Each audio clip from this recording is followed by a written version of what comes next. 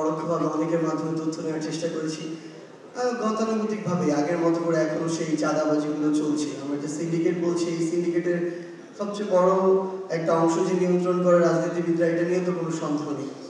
এবং সবচেয়ে গুরুত্বপূর্ণ হচ্ছে সেভাবেই আসলে আমাদের যারা সবার এখানে দায় আছে, ট্রু, বাট বিজনেসম্যানরাও অনেক ক্ষেত্রে তাদের বিভিন্ন যে প্রভাব সেগুলো বিস্তার করার চেষ্টা করে, এটা যেমন সত্যি, বাট অনেক ক্ষেত্রে তো এটাও দেখা যায় যে তারা জীর্ণ হয়ে যান রাজনীতিবিদদের হাতে। সো আমরা কারওয়ান বাজার থেকে শুরু করে বাংলাদেশের বিভিন্ন বড় বড় যে বাজারগুলো, সেগুলোতে যখন কথা বলার চেষ্টা করেছি, তখন এমন বিভিন্ন ক্ষেত্রেই দেখেছি যে এই খুচরা বাজার, যেগুলোর সাথে মানুষ সরাসরি অনেক বেশি সম্পৃক্ত, সেই বাজারে একটা জিনিসের মূল্য 1.5 গুণ থেকে 2 গুণ বেড়ে যায় শুধুমাত্র এরকম কয়েকটা স্টেক হোল্ডারকে চাঁদা দিতে হয় দেখে।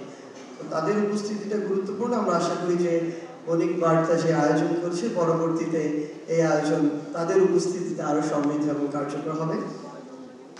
আমাদের জায়গা থেকে সবচেয়ে বড় যেটা সীমাবদ্ধতা মনে হয়েছে অল্প কিছুদিনে রাষ্ট্রকে বিভিন্ন অ্যাঙ্গেল থেকে দেখে, সেটা হচ্ছে আমাদের এরকম অনেক পলিসি ফোরাম হয়, আলোচনা হয়, অনেক মানুষজন আসেন, গুরুত্বপূর্ণ। কিন্তু সবচেয়ে বড় কথা হচ্ছে এখান থেকে বের হওয়ার পরে গতানুগতিক আগের মতোই চলতে থাকে। মানে এখানে অনেক গুরুত্বপূর্ণ পয়েন্ট আসে, আমাদের খাতায় নোট হয়, ফাইনালি সেগুলো খাতায় নোট হিসেবে থেকে যায়, কিংবা অনেক ক্ষেত্রে দেখা যায় যে সেই খাতাটাও কোথায় আছে আমরা জানি না। সেগুলো কোনো ইমপ্লিমেন্টেশন নাই। আমরা দিন শেষে আসলে অন্তর্বর্তীকালীন সরকারের কাছে ইমপ্লিমেন্টেশনটা দেখতে চাই, কিন্তু আমাদের কেন জানি মনে হচ্ছে আর কি যে অন্তর্বর্তীকালীন সরকারে খুব ভালো ভালো মানুষ, ভালো মনের যারা মানুষ, তারা আমাদের উপদেষ্টা পরিষদে রয়েছেন।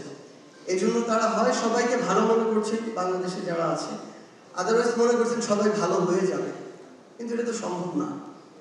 এই যুগের পর যুগ ধরে সবার রক্তে যে কালচারগুলো জেনেটিক্যালি একদম মডিফাইড হয়ে গিয়েছে, সেগুলোকে বের করে একটা নতুন পরিবর্তিত সিস্টেম নিয়ে আসার জন্য আমাদের যে লেভেলের স্ট্রিক্ট হওয়া প্রয়োজন, ল অ্যান্ড অর্ডারের যে এনফোর্সমেন্ট আমরা প্রত্যাশা করি, সেটা তেমন কিছু আমরা দেখতে পাচ্ছি না আসলে। তো সেই জায়গা থেকে আমাদের অন্তর্বর্তীকালীন সরকারের, আমরা শুধু একটা মন্ত্রণালয় নিয়ে বলছি না, সকল মন্ত্রণালয়ের মধ্যে আমরা এই বিষয়টা দেখছি। তো এই ক্ষেত্রে আমার মনে হয় যে আমরা এটা মনে করতে পারি যে যারা আজকে এখানে আসলে সম্মানিত উপদেষ্টা হিসেবে রয়েছেন, যে কোনো মন্ত্রণালয় হোক না কেন, তারা এত রক্ত এবং জীবনের বিনিময়ে সৌভাগ্যক্রমে এরকম একটা সুযোগ পেয়েছেন। সো 1 বছরে বা যতটুকুই সময় আছে আমাদের হাতে, ওই সময় কিছু একটা করে দেখান। আমার মনে হয় এই চেষ্টাটুকু একটা কাজ, আমি মনে করি আমাদের প্রায় 24-25 জন উপদেষ্টা, একজন যদি একটা মন্ত্রণালয়ে একটা কাজ করেন যেটা ন্যাশনালি একটা পজিটিভ ইম্প্যাক্ট ক্রিয়েট করবে, এটা আমরা আমাদের সারা জীবন, আমাদেরকে যদি পরবর্তীতে এসে খুনি হাসিনা তার দোসর অন্য কোনো এজেন্ট এসে হত্যা করে ফেলে, আমাদের বিন্দু মাত্র দুঃখ হবে না।